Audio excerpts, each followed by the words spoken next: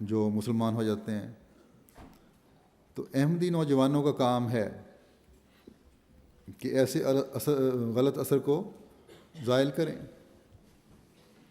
اس کے لیے جہاں اعلیٰ اخلاق کے اظہار کی ضرورت ہے، جیسا کہ میں نے کہا، جس میں تمام قسم کی نیکیوں اور اللہ تعالیٰ کے بندوں کے حقوق ادا کرنا اور ان کی حفاظت کرنا شامل ہے، وہاں اپنی ظاہری حالتوں کو بھی اس طرح رکھنے کی ضرورت ہے کہ ہر احمدی خادم شکل سے سلجھا ہوا نظر آئے، چہرہ، بالوں کا سٹائل، لباس ایسا ہو جو ہر دوسرے کو اپنی طرف متوجہ کرے۔ فیشن کرنا ہے تو ایسے فیشن کریں جو فیشن بھی ہو اور دوسروں سے فرق بھی ظاہر کر رہا ہو۔ عجیب و غریب قسم کے بال کٹوانے یا ان پر بعض کریمیں، جیل وغیرہ ٹائپ چیزیں لگا کر عجیب حلیہ بنایا ہوتا ہے بعض لڑکوں نے۔ اور پھر میں نے دیکھا ہے عید کے موقع پہ بھی بڑے تیار ہو کے آئے ہیں، اور نماز پڑھنے کے لیے ٹوپی اس لیے نہیں پہنی کہ فیشنی جو بال بنائے ہوئے خراب نہ ہو جائیں۔ تو ٹوپی کے بغیر نماز پڑھنا ٹھیک ہے، منع نہیں ہے، پڑھی جا سکتی ہے، لیکن اگر کوئی مجبوری ہو، کسی سر پہ ایگزیما ہے، کوئی تکلیف ہے، یا ٹوپی خریدنے کے لیے پیسے نہیں ہیں، اگر جیل اور کریمیں خریدنے کے لیے اور قیمتی کپڑے خریدنے کے لیے پیسے ہیں تو ٹوپی بھی بڑی سستی مل جاتی ہے، خریدی جا سکتی ہے۔ اللہ تعالیٰ کے فضل سے یہاں سب صاحب توفیق ہیں اور لے سکتے ہیں۔ تو یہ تمام چھوٹی چھوٹی باتیں ہیں جن کا میں نے ذکر کیا ہے، یہ اس لیے بتائی ہیں کہ اللہ تعالیٰ کی طرف بلانے والوں کے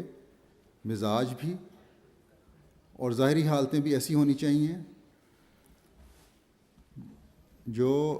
ایسی ہوں کہ دیکھنے والے کے دل پر اثر کریں۔ اگر اس معاشرے میں بعض مسلمان گروپ جو دوسرے ہیں وہ سمجھتے ہیں کہ بعض قسم کے لباس ہی صرف مسلمانوں کے لیے ہیں، اس کے بغیر گزارا نہیں ہو سکتا، اور اس کی وجہ سے ان مقامی لوگوں میں لوگ پھر ان سے جھجکتے بھی ہیں، بات کرتے ہوئے ڈرتے بھی ہیں، ان کو اپنے سے علیحدہ سمجھتے ہیں، تو یہ لباس جو ہے وہ کوئی شرط نہیں ہے۔ لباس اچھا ہونا چاہیے، تن ڈھانپنے کے لیے ہونا چاہیے۔ عمل صالح یہ ہے کہ لباس ایسا ہو، اگر اس معاشرے میں رہنا ہے، جس سے لوگ خوفزدہ نہ ہوں۔ اگر آپ کا مسلمانوں کا حلیہ اور لباس ایسا ہے، بعض لوگوں کا، احمدیوں کے علاوہ میں نے دیکھا ہے، ان سے لوگ خوف کھاتے ہیں، یا ان کو دیکھتے ہی پولیس کی نظر فوراً ان پر پڑ جاتی ہے۔ تو ان کو اپنے یا ان میں سموئے جانے کے لیے یا ان کو اپنا پیغام پہنچانے کے لیے، یہ نہیں میں کہتا کہ لباس بھی کوئی ہو شرط بنائیں، اچھا لباس ہو، کوٹ وغیرہ ہو، سوٹ ہو، سوبر نظر آتے ہوں، لیکن اگر یہ خیال ہو جائے کسی کا کہ ان میں گھلنے ملنے کے لیے ہم نکر اور بنیان پہن کے پھر رہے ہیں،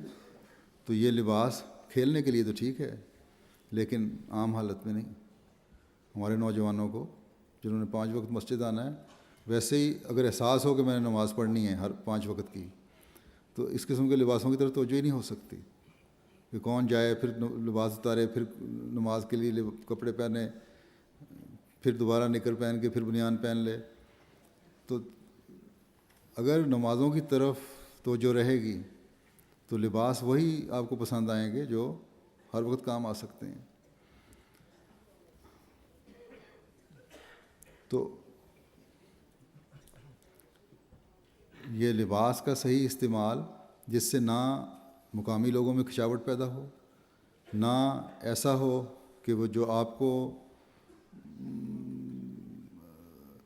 ایسی شکل ظاہر کر رہا ہو جس سے کہ فرق ہی نظر نہ آ رہا ہو کہ ایک بازاری لڑکے میں گلی کے لڑکے میں اور ایک احمدی لڑکے میں کیا فرق ہے. تو دونوں طرف سے افراط و تفریط نہیں ہونی چاہیے، دونوں طرف کا خیال رکھنا چاہیے، تو تب بھی عمل صالح کہلائے گا یہ. اس لیے نہ ہی لباس میں اتنے زیادہ شدت پسند ہو جائیں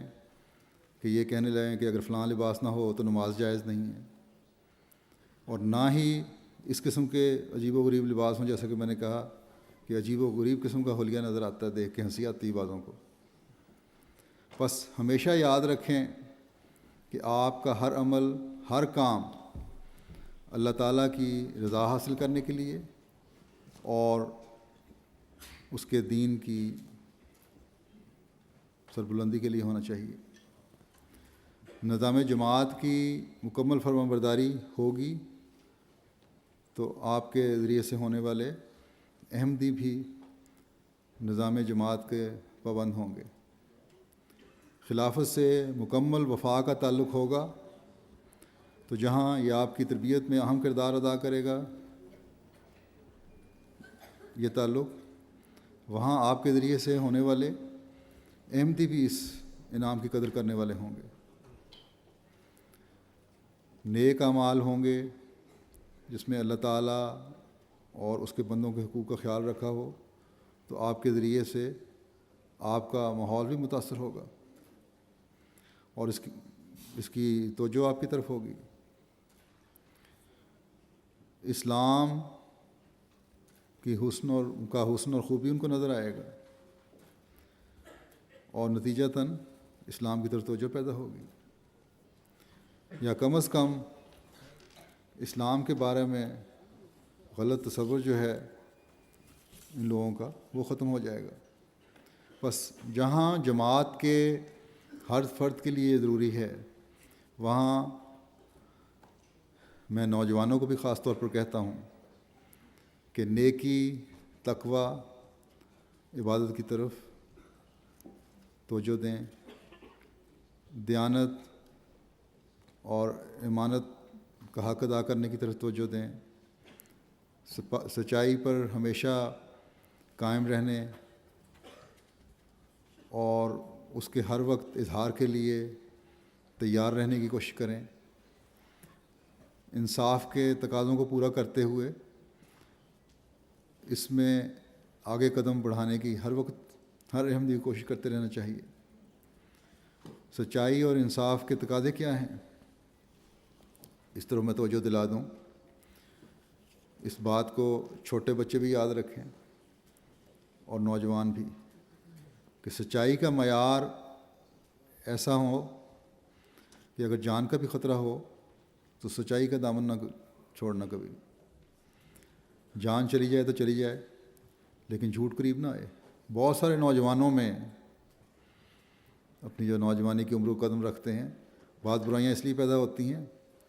کہ گھروں میں جا کے جب ماں باپ ان سے کچھ پوچھتے ہیں تو جھوٹی سچی کہانیاں سنا دیتے ہیں.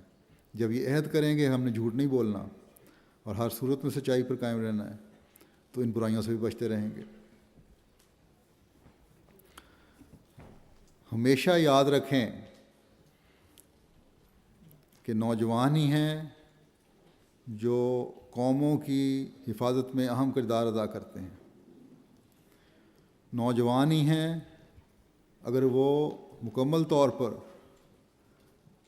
اپنے دین اور نظریات پر قائم ہوں تو دنیا میں انقلاب لانے میں کردار ادا کر سکتے ہیں.